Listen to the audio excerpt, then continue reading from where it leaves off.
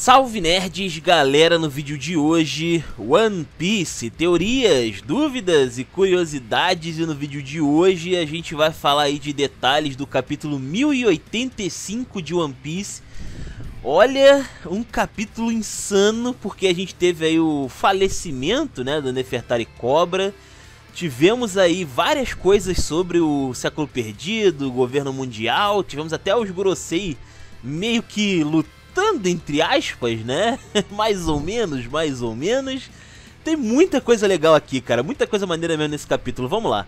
Lembrando que eu não posto aqui as imagens do capítulo por questão de direito autoral. Então abre aí numa página paralela e vem acompanhando esse recap comigo.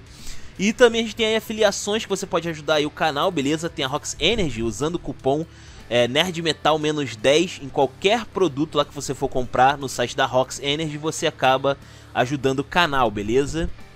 E ganha 10% de desconto também. Fora que a gente também tem aí afiliação com a Shopee. Então qualquer compra usando o link aí da descrição para a loja lá da Shopee, você acaba ajudando o canal, beleza? E se você tiver um produto específico que você queira comprar que não esteja aí embaixo, copia e cola o nome do produto aí nos comentários que eu gero o link na hora aí pra vocês, beleza? E aí comprando o produto pelo link vocês ajudam o canal. E também a gente tem aí o Pix, beleza? @nerdimetalnegócios, beleza? E se vocês quiserem aí também podem fazer esse donate diretamente. Então vamos lá, sem maiores enrolações, vamos embora pro vídeo. Bom, vamos começar então aqui com a bomba, né? Esse capítulo aqui é como a saga inteira, na verdade, né? A saga inteira é uma baita bomba. E a gente tá vendo aqui plot twist em cima de plot twist, várias revelações e tal, né? E aqui a gente tem o encontro, né, do Nefertari Cobra com o tal do Ino, ou agora como é chamado, Imo, né? Que é interessante, cara, porque toda essa parte aqui já nos diz algumas coisas aí pra gente já ficar de olho, como por exemplo, o jeito como o Imo se porta, né, falando ali de um jeito meio classudo, meio antiquado, né, dar-se a entender de que ele realmente não é desse tempo, né, ele não fala como as pessoas desse tempo, ele fala de um jeito assim como se ele realmente fosse algo bem antigo, né, e talvez seja realmente alguém que passou pela cirurgia perene, né, como a gente já vem comentando e teorizando já faz algum tempinho. E a fandom no geral, né, já vem discutindo essa situação aí. Outra coisa também, né, será que os Gorosei também são pessoas que passaram pela cirurgia perene? Eu acho que não, né, porque eles são meio velhaco demais pra isso. Acho que no caso deles eles são escolhidos a dedo, né, pra ficar aí mantendo o segredo do Imo escondido. Só não sei como é que funciona esse negócio, né, porque é meio complicado, né, a gente sabe que pessoas de fora dessa bolha que tem a visão, né, o vislumbre do Imo, são capotadas, né, por assim dizer. Vou pegar leve aqui na palavreada, né, mas vocês entenderam. Então, é complicado, né, como é que eles conseguem passar de geração em geração essa responsabilidade, não faço ideia, né. Mas talvez, sei lá, talvez eles tenham realmente passado pela cirurgia perene ao longo dos anos. É possível, sei lá. Enfim. E aí a gente tem aqui, né, então esse diálogo, né, entre o Imo e o Rei Cobra. Rei Cobra que inclusive tá com a saúde já bem ferrada aqui, né, fez muito mal pra ele esse choque de revelação, né. Pois é. Mas o interessante aqui é que o Rei Cobra, ele reconhece o nome Imo, né, ele reconhece esse nome de algum lugar e que tem a ver com os 20 fundadores do governo mundial. Havia alguém relacionado ao Imo, só que ele não tem como explicar a história porque o próprio Imo corta o barato dele, né? E fala que é pra ele não se intrometer nesse negócio e que isso não vai ser respondido, né? Então, tem esse questionamento aí, né? Provavelmente é o Imo de lá de trás, né? Provavelmente é o mesmo Imo de lá do século perdido, eu acredito, tá? Outra coisa também é que ele explica um pouco, não tudo, né, mas explica um pouco sobre os D, né, que todo mundo tem a curiosidade de saber o que diabos é esse D no nome da galera aí de One Piece, né, e aparentemente D se refere àqueles que se opuseram ao governo mundial naquela época. Então o D não é só um nome, mas em algum momento ele também é um título, né, ele categoriza uma galera que desafiou os reis, né, as monarquias, que formaram o governo mundial em algum momento, né? Pois é. E aí esses D que aparecem ao longo da história, né, eles seriam na verdade pessoas que não sabem, não têm ideia do peso que o nome deles tem, né. Isso é algo interessante, porque o Rei Cobra, como a gente vê um pouco mais pra frente, né, os Nefertari tem um D também, né, mas esse D foi ocultado, né, ao longo da história, eles meio que esconderam essa parada. E eu acredito que reis que apareciam ao longo do tempo, se é que tiveram realmente, né, que apareceram ao longo do tempo com o D sendo revelado no nome, eram depostos, de algum jeito, tá ligado? Eu acredito que eles trabalhavam logo assim pra não deixar esse tipo de coisa viralizar, vamos dizer assim, né? Seria no mínimo interessante. E várias pessoas que têm D, isso eu acho que me chama bastante atenção. Várias pessoas que têm D no nome não têm noção exata do que significa o D, né? Eles não sabem a princípio o que significa. Mas eu acho que tem alguns que devem saber, né? Como por exemplo o Garp pode saber, porque ele enfrentou o Shibek, né? E ele tava com o Gold Roger também naquela empreitada. E eu acho que o Shibek, por estar pesquisando o Século Perdido, ele pode ter descoberto o significado do D no nome, sabe? Eu acho que ele sabia o que o D significava e talvez ele tenha dito para o Garp durante a luta, sabe? Então o Garp ele sabe o que o nome dele significa. Poderia ser uma parada assim. Talvez o próprio Gold Roger soubesse o que significa toda essa treta aí, né? E eu acho que talvez mais alguém, talvez o Barba Negra, que ele também pesquisa algumas coisas aí sobre a história do mundo de One Piece. Eu imagino que talvez ele também saiba de alguma coisa, sabe? Eu acredito que talvez aí alguém saiba. Eu acho que o LoL vai saber, né? Porque é a busca dele aqui em One Piece atualmente, né? Se o Beppo conseguir salvar ele, né? Enfim. E aí tem realmente uma galera aí que parece que tem uma noção do que significa o nome, sabe? É um nome que realmente tem alguma coisa que bem específica ali no significado dele, na tradução dele, né? A gente já tem, na verdade, significado que o LoL já tinha falado. Acho que o irmão do Doflamingo, o próprio Doflamingo chegou a falar, né? Que o D são os inimigos naturais de Deus, né? No caso. Só que a gente ainda não viu o que significa o D exatamente, a tradução do D, né? Qual é o nome completo ali no nome da galera, né? Então essa parte que a gente tem que saber, essa parte aí que ainda tá um pouco nas entrelinhas, né? E também tem um negócio aqui sobre a Rainha Lily que é comentado, que é sobre um erro que supostamente a Rainha Lily cometeu no passado, né? E que erro foi esse? O erro dela foi ter disseminado os poneglifos pelo mundo, né? Então ela é o responsável pelos poneglifos que a gente encontra contando a história do Joy Boy, né?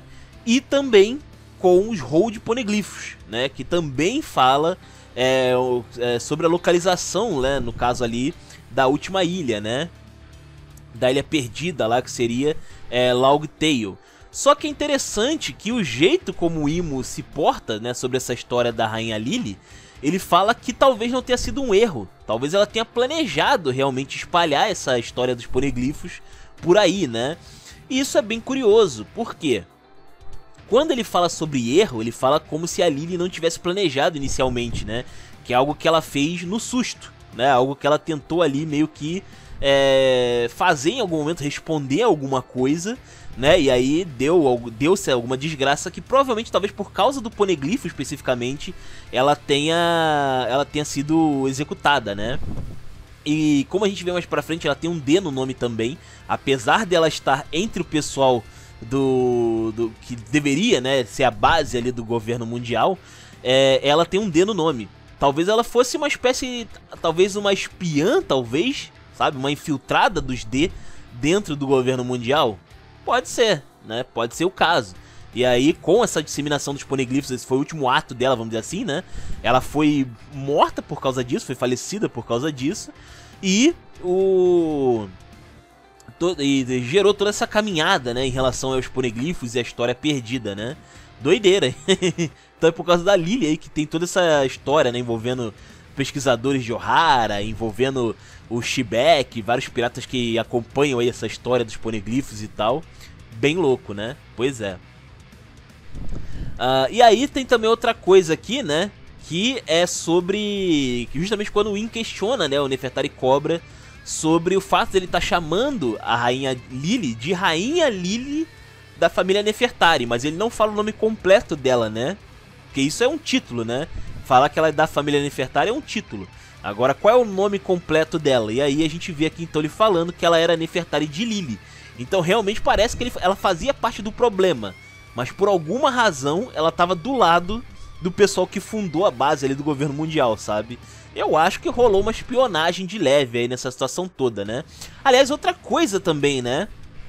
É que pelo que a gente percebe aqui, o mundo antigo, ele era bem mais comunicativo, né? O mundo era mais linkado, vamos dizer assim, mais globalizado, né? E os povos, eles conversavam bastante entre si, né? E eu não duvido que a Rainha Lily tenha pedido pro pessoal de Wano fazer os poneglyphs. A gente sabe que o pessoal lá de Wano sabe fazer, né? Tinha tecnologia lá, de capacidade para fazer os poneglyphs. E provavelmente ela talvez tenha pedido pros caras ali fazerem, né? E distribuir. E aí depois, quando o governo mundial começou a sufocar a parada lá dos poneglyphs e tal, o pessoal de Wano se fechou por causa desse negócio, né? Com medo aí do que viesse a acontecer. Pode ser, também uma possibilidade aí. Bom, e aí então o Rei Cobra é acertado, né? E aqui também tem outro ponto a ser comentado, que é a forma como ele é atacado, né? Porque alguém, que não é mostrado exatamente quem, né, que atacou ele, mas alguém ataca ele com uma espécie de seta, né? Uma espécie de rabo pontudo formando uma seta, que é uma coisa associada ao diabo, né? Ao diabo cristão. E que provavelmente é de alguém dali, né? Ou é um Gorosei ou é o próprio Win. Quem é? Não sei. Mas, enfim, né? Provavelmente é do Win. Tem uns indícios aí de que pode ser o Win nessa situação toda também. A gente pode comentar isso aí mais pra frente. Aí o Sabo aparece, né? Tenta ali ajudar o Rei Cobra, ataca os Gorosei, né? Queimando eles ali. E também usa fogo contra o próprio Win, inclusive, que tanca, né, o golpe ali. E aí a gente vê uma das coisas mais bizarras, né? Porque de tudo que a gente esperava dos Gorosei, né, deles demonstrarem força de alguma forma, a gente já tá esperando que os Gorosei sejam realmente competentes em batalha. Mas menos eu, né? Acho que eu não tava cravando isso aí não. Mas no caso aqui, os caras viram todos zoães aparentemente, né? Todo mundo parece ter algum tipo de zoan envolvida. Bizarro. Eu acho isso bem bizarrão. E bom, não dá pra ver todo mundo exatamente ali, né? Como é que funciona aqui as Akuma no Mi de cada um. Mas alguns dá pra ter suspeita. Tem um cara ali que ele é um pássaro, que a gente imagina que seja talvez uma garuda ou algum outro pássaro mitológico. Não pode ser a fênix, porque o Marco já seria uma fênix, né?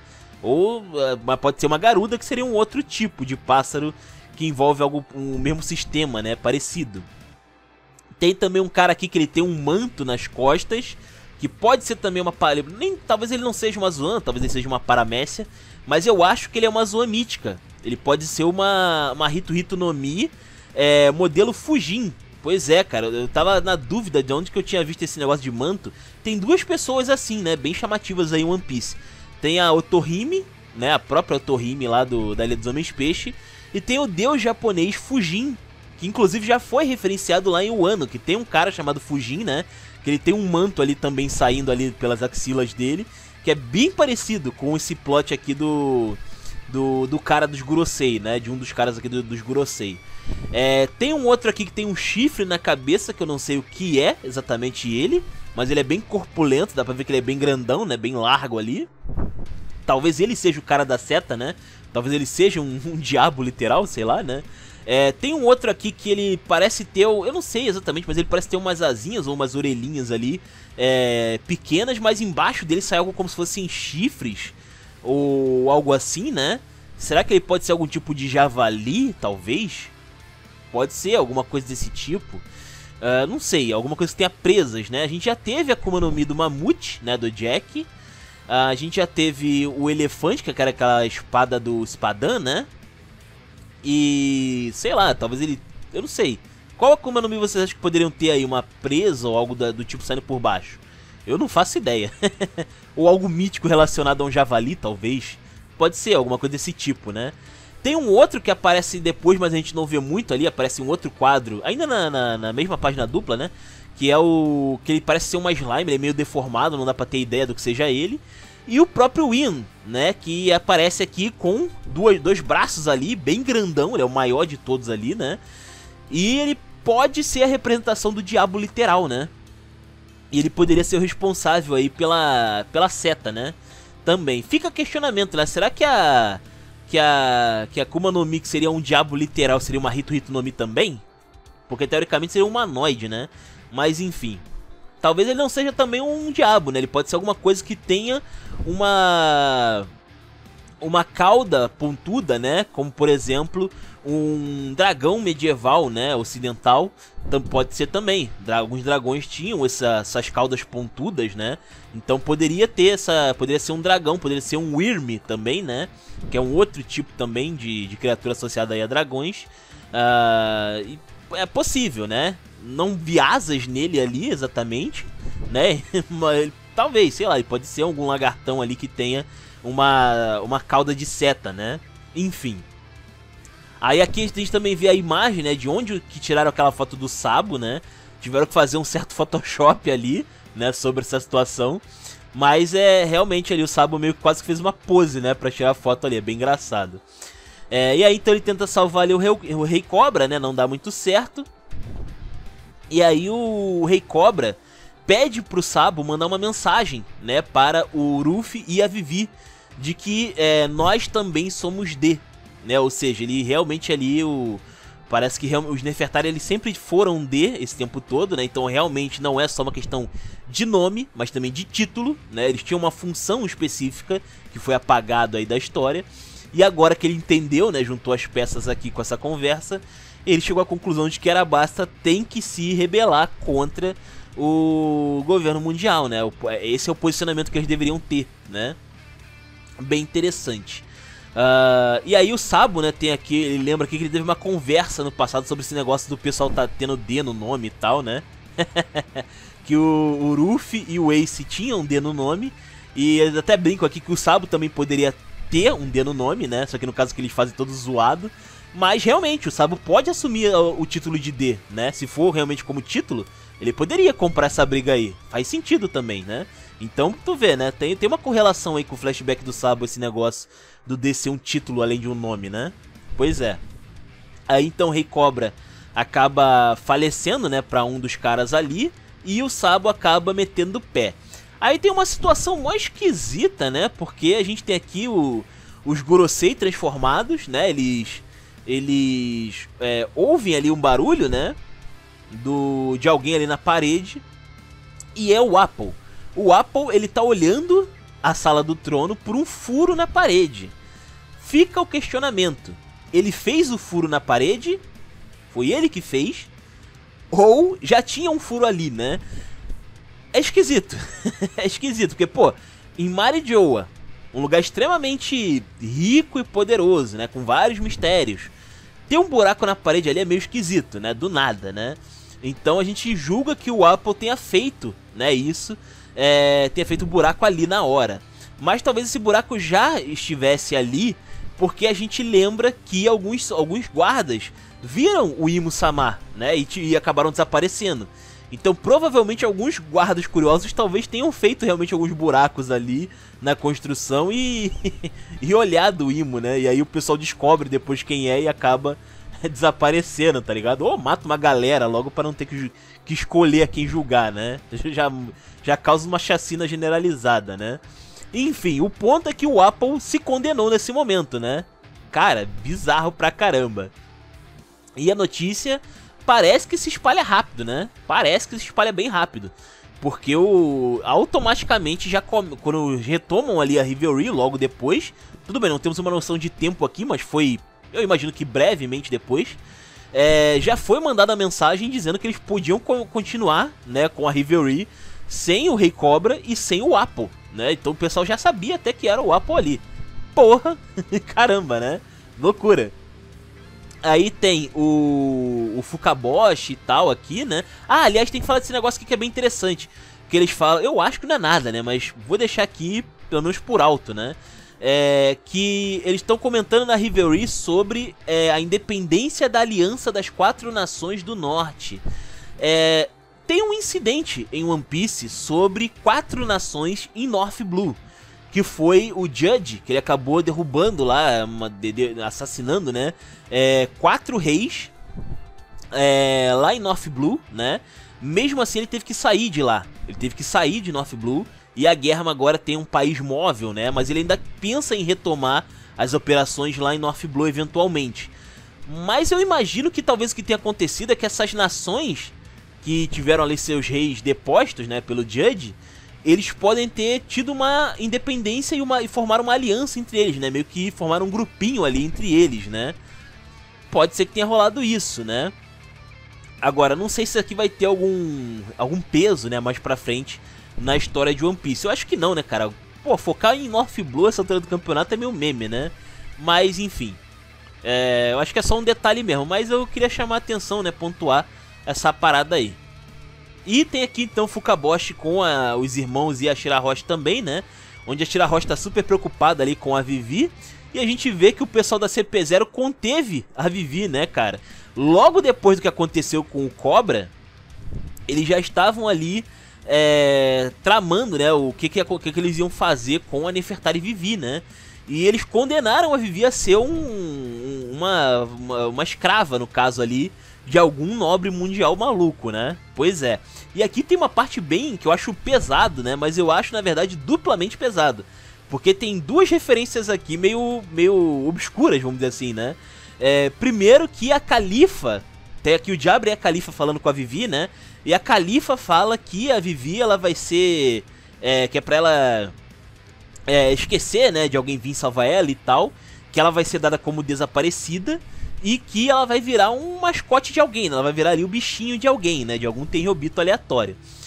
Isso é pesado, né? Pela questão da própria Califa, como mulher tá falando isso pra Vivi, né? Porque a gente sabe que mulheres geralmente são vítimas de objetificação e, mais do que isso, né? Acabam aí virando bonecos de alguém, né? Eu vou deixar aqui de um jeito meio leve, né? Porque esse assunto aqui é meio bad vibes, né? Mas vocês entenderam. E também tem uma outra referência no nome da Califa. Pois é, porque essa parada de califado aí, do nome dela, chama atenção, porque nos países que tem califado, existe uma cultura social, uma estrutura social, na verdade, estrutural, essa parada que eu tô falando aqui, de mulheres terem menos direitos, sabe? E justamente nessas partes aí, como por exemplo as regiões que foram tomadas pelo ISIS, por exemplo, alguns países lá do Oriente Médio e tal, que tem na sociedade deles essa parada, né? Teve até alguns protestos sobre isso, eventualmente, lá no Oriente Médio também. Que as mulheres, elas são objetificadas pra caramba, elas são uma coisa, elas não são uma pessoa, né? Tipo, a pessoa, tipo, não é humana, sacou? É meio bizarro. Então, assim, isso aqui é duplamente pesado, né? A parte delas virar uma escrava já é um negócio abjeto, mas a parte da Califa, falando com o nome Califa ali, já é um negócio também pesadinho, né? Não sei se o Oda fez de propósito, pode ser que tenha sido sem querer, mas ficou aí bem pesado na minha opinião, né? Bom, e aí a gente tem aqui então, né, a Vivi perguntando, né, sobre o que aconteceu com a Shirahoshi, etc e tal, né? E a gente vê aqui o Jabra falando sobre o Sai e sobre o Léo, né? E é legal aqui ele comentando, né, que a gente vê aqui no flashback eles falando que eles são subordinados do Ruffy e do Chapéu de Palha. Então é mais um motivo, né, mais um peso aí pra conta do Ruffy, né? Então, além dele ser associado ao que vai rolar em Egghead, né, o que vai rolar ainda lá em Egghead, ainda vamos ter o fato de que o Ruffy vai ser acusado de mandar esses caras lá, né? Ou de infiltrar esses caras lá na Revelry, né? Rapaz, que doideira, mano. Botaram na conta do Ruffy nervoso aí. Mas bom, é uma desculpa aí então pra gente ter, né, o Ruffy lutando. E não só isso, né? Eu acho que tá confirmado. Vamos ter a reunião aí da frota Mugiwara, né? Em algum momento com o próprio bando aí do Chapéu de Palha. Aí a gente tem aqui então o Fujitora também, né? Que o Jabra fala aqui, né? Que o Fujitora, ele foi acusado de deixar o exército revolucionário libertar os escravos. Olha, Eu acho que foi só acusação mesmo. Eu não acho que ele realmente deixou de propósito os caras escaparem, sabe? Não acho que alguém poderia provar isso não. Creio eu, tá? Que não ia ter como, assim, o pessoal ter provas contra isso. Mas realmente que o Fujitora deixaria, poderia permitir, né? Com base em algum diálogo assim e tal, né, numa breve trocação ali. Talvez até fingindo que lutaria com os caras e tal, né? Tipo assim, ele deixaria realmente escapar, mas ele lutaria, sacou? Ele fingiria que tá lutando ali com o revolucionário. E aí depois os Tenryubitos que acusaram ele de deixar de propósito, né? Porque eles têm essa, né? Eles acusam meio que levianamente as pessoas e tal pra serem executados, né? Eventualmente. E o louco é que ele também brigou aqui com o Ryukugyu, né? Que no caso aqui eles começaram uma briga e tal lá entre eles, bem louco. É meio bizarro, né, cara? Os caras tendo que trabalhar aqui pra vencer os revolucionários, os caras acabaram tretando entre eles, né, cara? Em vez de ir atrás aí dos inimigos. Mó doideira. Bom, será que a briga também foi premeditado aí pelo Fujitora? Não sei, né? Se ele tivesse realmente do lado dos revolucionários aí nessa história, seria, mas eu acho que não. Acho que é realmente só os Tenryubitos que falaram demais lá e acusaram ele sem fundamento. Aí a gente tem aqui o Apple. O Apple aparece correndo que nem um louco, né? Comendo tudo que vê pela frente. E no caso aqui, né? Ele acaba passando aqui na sala onde tá o pessoal da CP0 e a Vivi, né? E aí a Vivi aproveita, não sei como, porque ela tava na cadeira, mas de alguma forma ela conseguiu entrar na boca do Apple, né, cara? E aí tem aqui uma cena bizarra, que ela tá dentro da boca do Apple, né? Meio que sendo carregada pelo Apple ali. E ela fala ali, né? Ela pergunta o que o Apple tá fazendo. O Apple tá fugindo, porque ele viu uma coisa que não deveria ter visto, né? E a Vivi vai com ele. E eles passam pela esposa atual, né? Do Apple. E ele não quer nem saber da esposa, né? Obviamente, passou direto ali. E a esposa fala, né? Que eles estão tendo uma fuga romântica. Por favor, Oda, não faça isso. Não canonize, não oficialize essa fuga romântica, pelo amor de Deus, tá? Deixa só na metáfora mesmo, só o achismo mesmo do pessoal, por favor, tá? Porque isso aí seria zoado com a Vivi, tá ligado? Ficar com um cara como o Apple seria realmente bem ridículo. Por mais que, sei lá, transforme o Apple no futuro e faça uma redenção pro cara, não me interessa. Não faça isso, com o Apple não, pelo amor de Deus. Sacanagem isso daí, né? Enfim, vamos ver qual vai ser a situação do Apple, inclusive, nessa história, né? Será que ele vai morrer, né? Depois de ficar fugindo com a Vivi depois de um tempo? Sei lá, né? O alvo, eu acho que um dos alvos principais seria ele, inclusive, né? Por ter visto os Gurosei e o Win lá transformados e tal.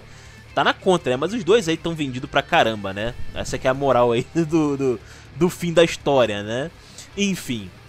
E a Vivi acho que não sabe, né, por que o pai morreu, né? Ela não tem noção do que aconteceu exatamente. Eu acho, né? Bom, e é isso, né? Comenta aí então, né, o que vocês acham aí desse... O que vocês acharam desse capítulo, né, do 1085 aí. Vocês perceberam todos esses detalhes? Perceberam outros detalhes aí a serem comentados? Comenta aí, os comentários são de vocês. Se inscrevam, compartilhem. Taverna do Bacon, link na descrição. Eu vou ficando por aqui, valeu nerds, fui!